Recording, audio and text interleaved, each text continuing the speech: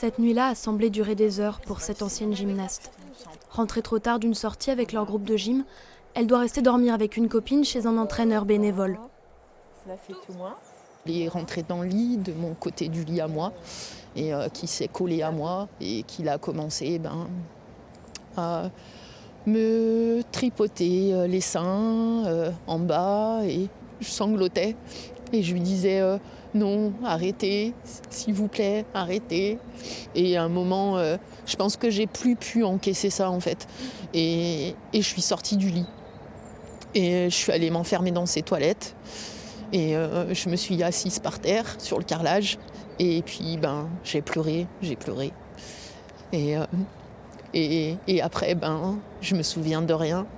Caroline, je pense que là, sa tête a éclaté. Donc, elle a eu très peur du viol, parce qu'elle l'a vécu dans sa chair.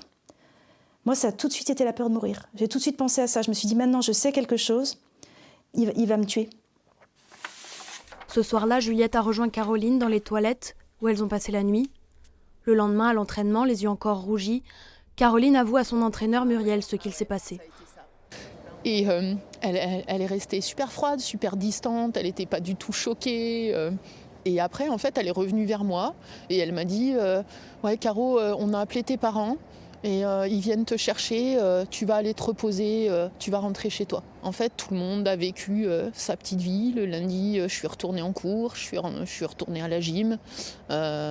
Mes parents étaient comme d'habitude, comme au quotidien, les entraîneurs aussi. Personne n'est venu me parler et me demander comment j'allais,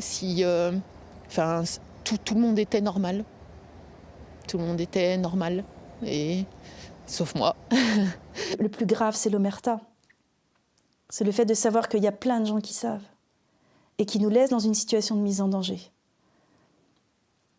Et ça, si on pouvait faire en sorte que ça n'arrive plus, bon. Je pourrais pas leur pardonner. Je pourrais pas leur pardonner parce que ça m'a détruit.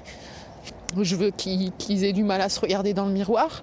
Je veux qu'ils vivent avec leurs proches et le regard de leurs proches en se disant mais ouais, t'as été capable de faire ça.